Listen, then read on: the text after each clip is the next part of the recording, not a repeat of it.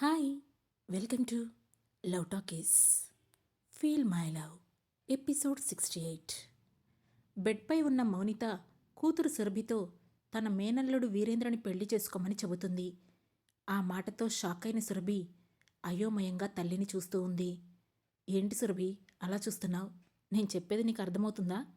నువ్వు నీ బావ వీరేంద్రని పెళ్లి చేసుకో, అదే నీకు మంచిది అని చెప్పింది మౌనిత.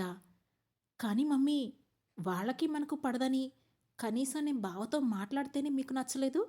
నన్ను అన్ని తిట్లు తిట్టారు. అసలు నాతో మాట్లాడనని కూడా చెప్పేశారు. అలాంటిది ఇప్పుడు ఏకంగా నువ్వు బావని పెళ్లి చేసుకోమంటున్నావేంటి అని అయోమయంగా అడిగింది సురభి. కొన్ని పరిస్థితులు అలాగే ఉంటాయి సురభి. ఎంత కాదనుకున్నా వాడు నా అన్న కొడుకు. నా అన్నలో ఉన్న మంచితనం, మా నాన్నలోని తెలివితేటలు వాడికి పుట్టుకతోనే వచ్చాయి. వాడిని పెళ్లి చేసుకుంటే నువ్వు ప్రశాంతంగా హ్యాపీగా ఉంటావు అని చెప్పింది మౌనిత. మరి ఇన్ని రోజులు వాళ్ళకి నువ్వు ఎందుకు దూరంగా ఉన్నావు? చిన్నప్పటి నుంచి మా మధ్య ఎందుకు మంచి కమ్యూనికేషన్ ఉండేలా చేయలేదు అని అడిగింది సురభి. ఇప్పుడు కూడా మీకు వచ్చిన కమ్యూనికేషన్కి ఎలాంటి ప్రాబ్లం లేదు కదా. ఇక నేను వాళ్లతో ఉండకపోవడానికి కారణం నీకు ఈపాటికే అర్థమై ఉంటుంది. నాకు వాళ్ళు ఇష్టం లేని పెళ్లి చేశారు. నేను ఒక వ్యక్తిని ప్రేమిస్తే అతన్ని నాకు దక్కనివ్వకుండా చేసి కేవలం రాజకీయ వారసత్వం కోసం ఈ చంద్రనిచ్చి పెళ్లి చేశారు. ఆ కాపంతోనే నేను వాళ్ళతో మాట్లాడడం లేదు. అదే అదనుగా చంద్ర మా మధ్య ఇంకాస్త గ్యాప్పించాడు అని అంది మౌనిత. సరే మమ్మీ, కానీ నేను బావని పెళ్లి చేసుకుంటానంటే డాడీ అసలు ఒప్పుకోడు కదా అని అంది మౌనిత. ఆయన అభిప్రాయంతో నీకు పనిలేదు. నువ్వు ఓకే అంటే చెప్పు, నేను వెంటనే నీకు పెళ్లి చేసేస్తాను అని అంది మౌనిత. పెళ్లి చేసుకో అంటే ఆలోచిస్తాను మమ్మీ, అంతేగాని ఇప్పుడే నాకు పెళ్ళేంటి అని అంది సురభి. ఆ మాటతో కూతురు మనసులో మరెవరైనా ఉన్నారేమో అనే ఆలోచన రాగా వెంటనే, సారీ సురభి, నిన్ను ఈ విషయం లేటుగా అడుగుతున్నాను. ఈ రోజుల్లో పిల్లలు 15-16 ఏళ్లకే ప్రేమ అంటూ తిరుగుతున్నారు. అలా నువ్వు కూడా ఎవరినైనా లవ్ చేశావా అని అడిగింది మౌనిత. ఓ గాడ్ మమ్మీ, నా గురించి నువ్వేమనుకుంటున్నావు? నేను ఆ టైప్ కాదు. నేను ఎవరిని లవ్ చేయలేదు, ఇకపై చెయ్యను కూడా అని అంది సురభి. గుడ్. 18 ఏళ్ళు నిండిన ఏ అమ్మాయి అయినా పెళ్లి చేసుకోవచ్చు. సో ఇప్పుడు నీకు ఎలాగూ లవ్ కూడా లేదంటున్నావు కాబట్టి నువ్వు మీ బావని పెళ్లి చేసుకో. అది నీతో పాటు మనందరికీ చాలా మంచిది అని అంది మౌనిత. అబ్బా మమ్మీ, ఎందుకు చెప్పిన మాట పదే పదే చెబుతున్నావు? అసలు నీకు అర్థమవుతుందా నేనేం చెబుతున్నానో? నేను డాక్టర్ చదవాలి, ఎంబీబీఎస్ అయిపోయాక ఎంఎస్ కూడా చేయాలి. ఆ తర్వాత ప్రాక్టీస్ మొదలు పెట్టాలి. ఒక పెద్ద డాక్టర్గా సక్సెస్ అవ్వాలి. ఆ తర్వాతే నా పెళ్ళి అని అంది సురభి. అదంతా మీ బావని పెళ్లి చేసుకుని కూడా చేయొచ్చు కదా అని అంది మౌనిత. మమ్మీ, ఇవన్నీ నా వల్ల కాదు. సరే, ఇదంతా పక్కన పెడితే బావ నన్ను చిన్నపిల్లని చూస్తున్నట్లు చూస్తున్నాడు. అలాంటిది తను నన్ను పెళ్లి చేసుకోవడానికి ఎట్టి పరిస్థితుల్లోనూ ఒప్పుకోడు అని అంది సురభి. అదంతా నేను చూసుకుంటాలి సురభి, నువ్వు మాత్రం మీ బావని పెళ్లి చేసుకోవడానికి రెడీగా ఉండు అని తేల్చి చెప్పింది మౌనిత. ఉఫ్, నువ్వింత తొందరగా డెసిషన్ ఎందుకు తీసుకున్నావో నాకు అర్థం కావడం లేదు మమ్మీ. ముందైతే నీ సర్జరీ అవ్వనివ్వు, ఆ తర్వాత ఏమన్నా ఉంటే మాట్లాడుకుందాంలే అని అంది సురభి. ఇక మాట్లాడుకోవడానికి ఏమీ లేదు సురభి. నేను ఎప్పుడు ఏ విషయంలో నేను ఫోర్స్ చేయలేదు. నేను నిన్ను ఫోర్స్ చేస్తున్న మొట్టమొదటి విషయం మీ బావతో తిరగొద్దు అని చెప్పడమే. అది ఎలాగూ నీకు నచ్చలేదు, అందుకే నీ ఇష్టానికి వదిలేశాను. బట్ ఇది మాత్రం నీకు నచ్చినా నచ్చకపోయినా నా కోసం చేయాల్సిందే. నువ్వు చేస్తావని అనుకుంటున్నాను. ఆ ఆస్తో అయితేనే ప్రశాంతంగా ఆపరేషన్ చేయించుకోగలను అని అంది మౌనిత. నువ్వు ముందు కూల్గా ఉండు మమ్మీ, ఇవన్నీ ఆలోచించకు అని అంది సురభి. నేను కూల్గానే ఉంటానులే కానీ అన్నట్లు ఈ విషయం గురించి నువ్వు మీ నాన్నతో డిస్కషన్ పెట్టకు, ఆయనకేం చెప్పకు అని అంది మౌనిత. ఆమె ఎందుకు అలా అంటుందో అర్థం కాని సురభి ఆ విషయాన్ని ఆమెనే అడగాలనుకుంది. కానీ ఇప్పటికే చాలా ఎక్కువగా మాట్లాడింది, ఇంకా ఎక్కువగా మాట్లాడితే మంచిది కాదని ఆలోచించి, ఓకే మమ్మీ, ఆయనతో ఏం మాట్లాడంలే అని అంది సురభి. ఇంతలో అక్కడికి వచ్చిన నర్స్, మేడం, ఇప్పటికే మౌనిత గారు ఎక్కువగా మాట్లాడారు. ఆమెకు ఆయాసంగా కూడా ఉంటోంది. ప్రజెంట్ ఉన్న పరిస్థితుల్లో అది ఆమె హెల్త్ కండిషన్కి అంత మంచిది కాదు. ఇక మీరు బయటికి వెళ్ళండి ప్లీజ్ అని రిక్వెస్టింగ్గా అడిగి సురభిని బయటికి పంపించేసింది. సురభి బయటకు రాగానే ఆమె కోసమే ఎదురుచూస్తున్న చంద్ర, ఏమంటుంది సురభి మీ మమ్మీ అని అడిగాడు. ఏం లేదు, నన్ను బాగా చదువుకోమంటుంది, అలాగే తమ్ముడిని కూడా బాగా చూసుకోమంటోంది అని చెప్పింది సురభి. వాడు మగపిల్లాడు, వాడిని నువ్వు చూసుకునేదేంటి? వాడే నేను చూసుకోవాలి కానీ. అయినా ఇప్పుడే ఏదో పోయేటట్లు అప్పుడే అప్పగింతలు పెడుతుందా? ఎందుకు ఇవన్నీ అని అన్నాడు చంద్ర. ఏమో, ఎప్పుడేమవుతుందో ఎవరికి తెలుసు, ఏ క్షణం ఎలా ఉంటుందో చెప్పలేం కదా, అందుకే ఆమె జాగ్రత్తలు ఆమె చెబుతుంది అని చెప్పి వెళ్ళి వెయిటింగ్ హాల్లో కూర్చుంది సురభి. ఈ అమ్మాయి ఇంతకుముందు నేనంటే చాలా ఇష్టంగా ఉండేది, ఇప్పుడేంటి ఇలా అంటి ముట్టనట్టు మాట్లాడుతోంది, కనీసం నాన్న అని పిలవడానికి కూడా ఇష్టపడడం లేదు అని మనసులోనే అనుకున్నాడు చంద్ర. అయినా వెంటనే ఆలోచనను పక్కకు నెట్టి సురభి దగ్గరికి వెళ్ళి, నువ్విలా హాస్పిటల్లో వెయిట్ చేయాల్సిన అవసరం లేదు, ఇంటికి వెళ్ళిపో, ఆపరేషన్ అయిన తర్వాత మీ మమ్మీకి స్పృహ రావచ్చు, అప్పుడు వద్దుగానిలే అని అన్నాడు చంద్ర. ఇట్స్ ఓకే, నేను ఇక్కడే ఉంటాను అని అంది సురభి. ఏం అక్కర్లేదని చెబుతున్నాను కదా, ఇక్కడ నర్సులు చూసుకుంటారు, అందుకు మనం పే చేస్తున్నాం, నువ్వు ఉండాల్సిన అవసరం లేదు, ఆడపిల్లని హాస్పిటల్లో ఎలా ఉంచుతాను, పద ఇంటికి వెళ్దాం అని సీరియస్గా అన్నాడు చంద్ర. దాంతో ఒక్కసారిగా సురభి విసురుగా లేచి, చూడండి, నేను ఇక్కడే ఉంటాను, మా అమ్మ కోసం ఖచ్చితంగా ఉంటాను, మీ పెత్తనాన్ని నా మీద చూపించకండి, ఒకవేళ మీరు హాస్పిటల్లో ఉంటానంటే చెప్పండి, అప్పుడు నేను ఇంటికి వెళ్తాను, మీరు బయటికి వెళ్తారు, నేను బయటికి వెళ్ళమంటున్నారు, మీరు ఉండక నేను ఉండకపోతే అయిన వాళ్లే లేనట్లు మా మమ్మీ ఒంటరిగా ఉండాలా అని గట్టిగా అడిగింది సురభి. ఆమె అంత గట్టిగా మాట్లాడుతుందని ఎక్స్పెక్ట్ చేయని చంద్ర ఒక క్షణం పాటు అలాగే చూస్తూ ఉండిపోయాడు. ఆమె తనతో అంత గట్టిగా మాట్లాడుతుందని అతను ఎప్పుడూ ఊహించలేదు, పైగా ఎప్పుడూ ఆమెను అలా చూడలేదు. దాంతో ఇక తానేం చెప్పినా సురభి వినదు అని అతనికి అర్థమైంది. ఇక చేసేదేం లేక అక్కడి నుంచి వెళ్ళిపోవాలనుకున్నాడు. కానీ ఇంకా విరాజ్ హాస్పిటల్కి రాలేదని గుర్తు చేసుకొని వెంటనే విరాజ్కి ఫోన్ చేశాడు చంద్ర. అవతలి వైపు ఫోన్ లిఫ్ట్ చేసిన విరాజ్ విసుగ్గా, ఏంటి డాడ్ అని అన్నాడు. ఏంటా? అరే, నీకేమైనా అర్థమవుతుందా? మీ మమ్మీ హాస్పిటల్లో ఉంది, ఒకసారి వచ్చి తనని చూడమని చెప్పాను కదా, ఈవినింగ్ తనకి సర్జరీ కూడా ఉంది, రేపు పరిస్థితి ఎలా ఉంటుందో చెప్పలేం, ఒకసారి వచ్చి తనతో మాట్లాడమన్నాను కదా అని అన్నాడు చంద్ర. డాడ్, ఇట్స్ టూ బ్యాడ్, హాస్పిటల్కి వచ్చి ఆ స్మెల్ అదంతా ఎవరు భరిస్తారు? నా వల్ల కాదు డాడ్, ఈవినింగ్ నాకు గోవాలో పార్టీ ఉంది, నేను ఫ్రెండ్స్తో గోవా వెళ్తున్నాను, వచ్చాక కలుస్తాలే అని నిర్లక్ష్యంగా అన్నాడు విరాజ్. ఆ మాటతో ఒక్కసారిగా కోపం రాగా, షడప్ విరాజ్, ఏం మాట్లాడుతున్నావు నువ్వు? నీకు మీ మమ్మీ కంటే పార్టీ ఎక్కువైందా? మైండ్ ఉండే మాట్లాడుతున్నావా లేదా? 10 నిమిషాల్లో గనక నువ్వు హాస్పిటల్లో ఉండకపోతే 11th మినిట్లో నీ క్రెడిట్ కార్డ్స్ అన్నీ బ్లాక్ చేస్తాను అని గట్టి వార్నింగ్ ఇచ్చాడు చంద్ర. దాంతో అతను విసుక్కుంటూ, నో డాడ్, నువ్వు ఇలా బ్లాక్మెయిల్ చేయడం మాత్రం నీకే సాధ్యమవుతుంది, దిస్ ఈజ్ నాట్ ఫేర్ అని అన్నాడు విరాజ్. అవన్నీ నాకు తెలీదు, నీ టైం స్టార్ట్ అవుతోంది, 10 మినిట్స్లో నువ్వు హాస్పిటల్లో ఉండాలి అని చెప్పి ఫోన్ కట్ చేశాడు చంద్ర. దాంతో విసుగ్గానే 10 నిమిషాల్లో హాస్పిటల్కి వచ్చిన విరాజ్ అయిష్టంగానే మౌనిత దగ్గరకు వెళ్ళాడు. అతని ముఖం చూసే విరాజ్కి అక్కడికి రావడం ఇష్టం లేదని అర్థం చేసుకున్న మౌనిత చిన్నగా నవ్వింది. చంద్రకి తన కడుపున పుట్టకపోయినా కూడా విరాజ్ అంటే చాలా ఇష్టం, అతన్ని బాగానే చూసుకుంటాడు, అందుకే అతనికి చెప్పాల్సిన జాగ్రత్తలేవీ లేవు కనుక అతనితో ఎక్కువ మాట్లాడకుండా కేవలం సురభి జాగ్రత్త అని మాత్రమే చెప్పింది. Okay, you take care mom అని చెప్పి ఆ రూమ్ నుండి బయటికి వచ్చిన విరాజ్, ఇప్పుడు ఓకేనా డాడ్, ఇక నేను ఇక్కడి నుంచి వెళ్ళొచ్చా? నా ఫ్లైట్కి ఇంకా 1/2 అవర్ మాత్రమే టైం ఉంది అని అన్నాడు. ఆ మాటతో చిరాకు వస్తున్నా కూడా, సరే వెళ్ళు, నీకే మీ అమ్మ మీద ప్రేమ లేనప్పుడు నేను మాత్రం ఏం చేస్తాను అని విసుగ్గా అన్నాడు చంద్ర. ఇలాంటి సెంటిమెంట్ డైలాగ్స్ నాకు పడవు డాడ్ అని కేర్లెస్గా అంటూ అక్కడి నుంచి వెళ్ళిపోయాడు విరాజ్.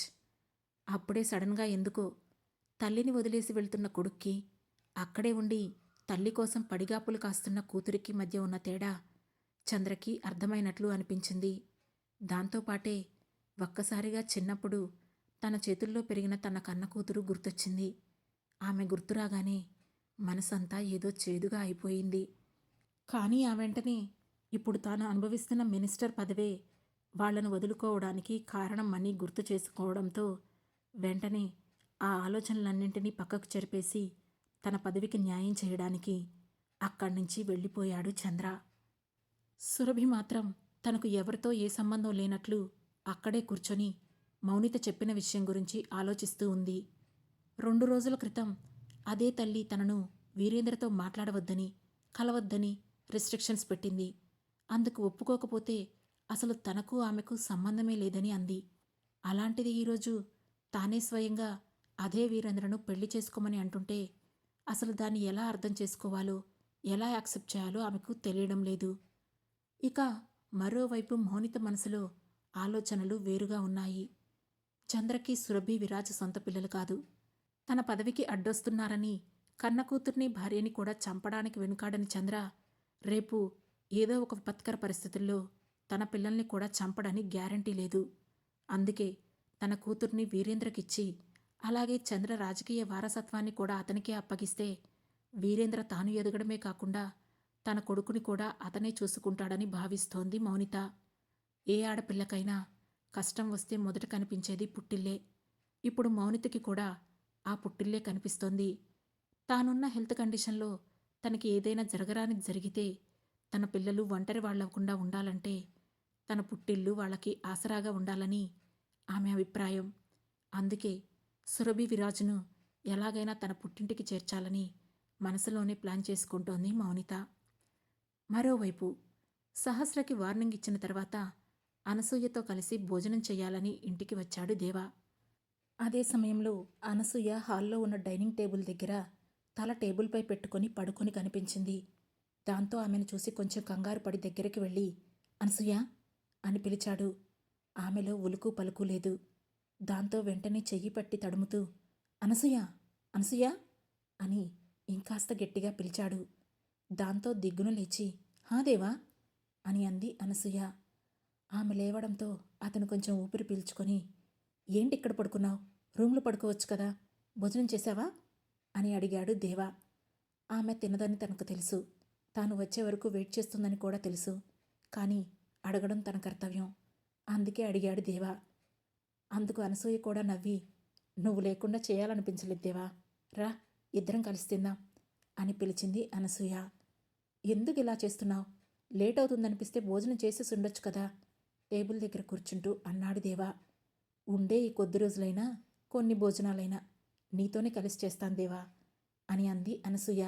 ఊరికే అదే మాట మాట్లాడక అనసూయ అని ఆ మాట వినడం ఇష్టం లేనట్లు అన్నాడు దేవా. నేను అదే తలుచుకొని బాధగా ఏం ఫీల్ అవ్వటం లేదులే దేవా, నీతో ఉన్న క్షణాలను హ్యాపీగానే ఫీల్ అవుతున్నాను అని చెప్పింది అనసూయ. సరే సరే, ఇప్పటికే లేట్ అవుతుంది, నీకు భోజనం వడ్డిస్తాను తిను అని ఆమె ముందున్న ప్లేట్ తీసిన దేవా అందులో అనసూయ కోసం భోజనం వడ్డించాడు. చాలే దేవా, ఈరోజు నీకు నేను తినిపిస్తాను అని చెప్పిన అనసూయ ఆ ప్లేట్ను ముందుకు లాక్కొని అన్నం కలిపి దేవా నోటికి అందించింది. ఆమెనే తదేకంగా చూస్తూ ఆ ముద్దను అందుకున్నాడు దేవా. నువ్విలా చూస్తుంటే నాకు ఇంకేదో అర్థమవుతుంది. మరి నేనైతే రెడీగానే ఉన్నాను, నువ్వే రెడీగా లేవు అని బుంగమూతి పెట్టుకొని అంది అనసూయ. అలా మాట్లాడకే, అసలే మడికొట్టుకొని కూర్చున్నాను. నాకు కూడా చాలా ఇబ్బంది అవుతుంది. ఇలా మాట్లాడి నీ మాటలతో నన్ను మాయ చేయకు అని అన్నాడు దేవా. దాంతో అతనికి దగ్గరగా జరిగిన అనసూయ షర్టు పట్టుకొని దగ్గరికి లాక్కొని ఐ వాంట్ యూ దేవా అని అంది. నాకు కూడా నువ్వు కావాలే, కానీ ఇప్పుడున్న పొజిషన్లో మాత్రం అస్సలొద్దు. అది నీ హెల్త్ మీద చాలా ప్రభావం చూపిస్తుంది. సో ప్లీజ్ అనసూయ, నువ్వు టెంప్ట్ అయ్యి నన్ను టెంప్ట్ చేయకే అని అన్నాడు దేవా. దాంతో మూతి తిప్పుకొని అతన్ని వదిలేసిన అనసూయ భోజనం కలిపి దేవాకి తినిపిస్తూ తాను తింటూ సైలెంట్గా ఉండిపోయింది. ఏంటి ఇదంతా కోపమే? సైలెంట్ అయిన ఆమె ముఖాన్ని చూస్తూ అడిగాడు దేవా. కోపం కాదు. సరే, నా సంగతి వదిలే. నాకంటే రోగముందు కాబట్టి వద్దు. మరి నువ్వెందుకు మడికట్టుకొని కూర్చోవడం? చక్కగా పెళ్లి చేసుకుని నీ భార్యతో సంసారం చేసుకోవచ్చు కదా అని అంది అనసూయ. కొట్టానంటే మొహం పగిలిపోతుంది. ఊరికే ఇలాంటి పిచ్చి పిచ్చి మాటలు మాట్లాడక అనసూయ. సంసారమే కావాలనుకుంటే నువ్వు రాకముందు కూడా ఎంతోమందితో నేను ఇల్లీగల్ రిలేషన్షిప్ పెట్టుకొని ఉండేవాడిని అని అన్నాడు దేవా. అతను కోపం చూసి ముచ్చటపడిపోతూ అబ్బా కొడతావా? అయితే ఒకసారి కొట్టవా అని ముద్దుగా అడిగింది అనసూయ. నేను కొడితే చచ్చిపోతావే, ఇవన్నీ ఇప్పుడు అవసరమా చెప్పు అని అన్నాడు దేవా. చస్తే చచ్చాలే గాని నా మాట విని సహస్రని పెళ్లి చేసుకోరా అని అతని చెంపపై చెయ్యి పెట్టి అడిగింది అనసూయ. ఆ టాపిక్ కాకుండా ఇంకేమైనా ఉంటే మాట్లాడు, లేదంటే ఇక నేను లేచి వెళ్ళిపోతున్నాను. నేను తినడం కూడా అయిపోయింది, వెళ్ళి కాసేపు రెస్ట్ తీసుకుంటాను అని చెప్పి అక్కడి నుండి లేచి రూంలోకి వెళ్ళిపోయాడు దేవా. వెళ్ళిపోతున్న అతన్ని చూస్తూ, వీడేంటి ఇంతకుముందు నేను అడిగిన వాటన్నింటికీ వ్యతిరేకంగా సమాధానం చెప్పేవాడు, ఇప్పుడు కూడా వ్యతిరేకంగానే చెబుతున్నాడు. ఇంతకుముందు నేను పెళ్లి చేసుకోమని అడిగాను, అప్పుడేమో వద్దు చేసుకోను అన్నాడు, ఇప్పుడేమో చేసుకుంటానంటున్నాడు, నేనొద్దంటున్నాను. అతనేమో ఇంతకుముందు సహస్రను పెళ్లి చేసుకుంటాను అన్నాడు, అప్పుడు నేనొద్దన్నాను. ఇప్పుడేమో ఆ అమ్మాయిని పెళ్లి చేసుకో అంటే నా మాట వినడం లేదు.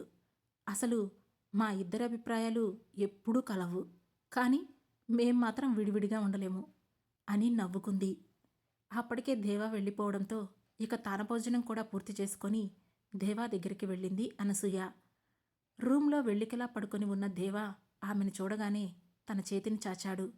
దాంతో నవ్వుతూ వెళ్ళి అతని చెయ్యిపై తలపెట్టుకొని అతని నడుం చుట్టూ చెయ్యి వేసుకుని గుండెలపై చిన్న పాపలా పడుకుండిపోయింది అనసూయ. ఆమెను దగ్గరగా తీసుకున్న దేవా నుదుటిపై ముద్దు పెట్టి తాను కూడా చిన్న కునుకు వేశాడు. మరోవైపు రుద్రతో క్యాబిన్లోకి వచ్చిన సహస్రకు తనను బెదిరించిన దేవా ముఖం పదే పదే కళ్ల ముందు కదులుతోంది. అదే సమయంలో రుద్ర చేసిన గాయం కారణంగా ఆమె పెదవి ఇబ్బంది పెడుతోంది. దాంతో ఆ పెదవిని ఊదుకుంటూనే వర్క్ చేసుకుంటోంది. ఆమె మనసులో ఏవేవో ఆలోచనలు రన్నవుతున్నాయి. తన జీవితంలో ఒకరు ప్రేమిస్తున్నానని నమ్మించి మోసం చేసి ఇప్పటికీ వదలకుండా ఇబ్బంది పెడుతుంటే మరొకరు ఎందుకు పగ పెంచుకుంటున్నాడో అర్థం కాక టార్చర్ కూడా చేస్తున్నాడు. ఎదురుగా ఉన్నవాడేమో ప్రేమ పెళ్ళి అంటూ చావగొడుతున్నాడు. ఈ ముగ్గురిని ఎదుర్కొని ఎలా బతకాలో అర్థం కావడం లేదు అనే టెన్షన్ మాత్రం ఆమెలో లోపలే బాగా విసిగిస్తోంది. కానీ వాటన్నిటి కారణంగా చేసే వర్క్లో కూడా క్లారిటీ మిస్ అవుతూ ఉండడంతో చేసిన పనినే పదే పదే చేస్తూ ఉంది సహస్ర. అది గమనించిన రుద్ర ఉదయం తానిచ్చిన జలక్కి ఆమె అలా బిహేవ్ చేస్తుందని అనుకొని సైలెంట్గా ఉండిపోయాడు. చివరికి అన్యమనస్కంగానే వర్క్ పూర్తి చేసిన సహస్ర ఈవినింగ్ ఆఫీస్ టైం అయిపోతూ ఉండడంతో ఇంటికి వెళ్ళడానికి రెడీ అయ్యి తన వస్తువులన్నీ ప్యాక్ చేసుకుంటుండగా, నేను డ్రాప్ చేస్తాను సహస్ర అన్నాడు రుద్ర. మరేం పర్వాలేదు సార్, నేను బస్సులో వెళ్ళిపోతాను అని అంది సహస్ర. ఆ మాటతో వర్క్ చేసుకుంటున్న వాడల్లా తలెత్తి ఆమెను చూస్తూ, అయినా ఆఫీస్ క్యాబ్స్ ఉండగా నువ్వెందుకు బస్సులో వెళ్తున్నావు అని అడిగాడు. అంటే సార్, నేనుండే ఏరియా చాలా లాంగ్ ఉంది, ఒంటరిగా అంత దూరం క్యాబ్స్లో వెళ్ళడం అంటే ఈ రోజుల్లో క్యాబ్ డ్రైవర్స్ని నమ్మలేకపోతున్నాం కదా, అందుకే బస్సులో వెళ్తున్నాను అని అంది సహస్ర. ఓ ఓకే, ఇక నుంచి మాత్రం మార్నింగ్ నువ్వు ఎలా వచ్చినా ఈవినింగ్ నేనే డ్రాప్ చేస్తాను. అండ్ 3 డేస్లో దగ్గరలోని ఆఫీస్ క్వార్టర్స్లో నీకు ఫ్లాట్ అలాట్ చేయమని హెచ్ఆర్కి మెయిల్ సెండ్ చేయి. అండ్ ఇప్పుడు మాత్రం నేనే వచ్చి నిన్ను డ్రాప్ చేస్తాను, వెయిట్ చేయి అని ఆర్డర్ వేశాడు రుద్ర. అరే, వద్దని చెబితే అర్థం కాదా ఈ పెద్ద మనిషికి? నేనేం చెబితే దానికి ఆపోజిట్ చేస్తాడు, నా మాట ఒక్కటి కూడా వినడు అని పళ్ళు కొరుక్కుంటూ అక్కడే నుంచుంది సహస్ర. అది గమనించిన రుద్ర, ఆల్రెడీ పెదవి చిట్లింది, ఇప్పుడు ఆ పళ్ళు కూడా ఎందుకు ఓడగొట్టుకుంటావు? అసలు ఆ మైండ్ వాయిస్లు ఆపేసి ముందు నువ్వు కూర్చో, వెళ్దాం, నేను నిన్ను ఇన్ టైంలోనే ఇంట్లోనే డ్రాప్ చేస్తాను అని అన్నాడు రుద్ర. దాంతో విసుగ్గా కూర్చుండిపోయిన సహస్ర ఇప్పుడు ఈ పెదవికి ఏమైందని అమ్మ అడిగితే ఏం చెప్పాలి అని లోపలే ఆలోచిస్తోంది. మరీ అంతలా ఆలోచించక సహస్ర, ఆ తలకి బొప్పి కట్టగలదు వర్క్ చేసుకుంటూనే అన్నాడు రుద్ర. ఏం మనిషి అయినా వర్క్ చేసుకుంటూనే ఉంటాడు, నన్ను ఎలా గమనిస్తూ ఉంటాడు, మొహంతో పాటుగా నెత్తి మీద కూడా కళ్ళున్నట్లున్నాయి అని అనుకుంటూ మొబైల్ ఓపెన్ చేసి తనకు వచ్చిన నోటిఫికేషన్స్ చూస్తూ కూర్చుండిపోయింది సహస్ర. అప్పుడే వాట్సాప్లో ఆమెకు కొన్ని ఫొటోస్ వచ్చాయి. దాంతో వాటిని ఓపెన్ చూసిన సహస్ర ఒక్కసారిగా షాక్ అవుతూ దిగ్గున లేచి నుంచొని నమ్మలేనట్లుగా ఆ ఫోటోలను మళ్ళీ మళ్ళీ క్లారిటీగా చూడడం మొదలుపెట్టింది. అవి చూస్తున్న కొద్దీ ఆమెకు అంత ఏసీలో కూడా కంగారుగా అనిపించి మనిషి వణికిపోతూ తలలో నుంచి వెచ్చని చెమటలు కారడం మొదలుపెట్టాయి. వాట్సాప్లో సహస్రకు వచ్చిన ఫోటోలెవరివి, వాటిలో ఏముంది, సహస్ర ఎందుకంత కంగారు పడుతోంది? ఆసక్తికరమైన ఈ ప్రశ్నలకు సమాధానాలు తెలుసుకోవాలంటే వెంటనే మా లవ్ టాకీస్ ఛానల్ను సబ్స్క్రైబ్ చేసుకొని ఫీల్ మై లవ్లోని నెక్స్ట్ ఎపిసోడ్ను వినండి. మా ఈ కథ మీకు నచ్చినట్లయితే లైక్ చేసి, షేర్ చేసి, కమెంట్ చేసి మమ్మల్ని సపోర్ట్ చేయండి. Thanks for watching.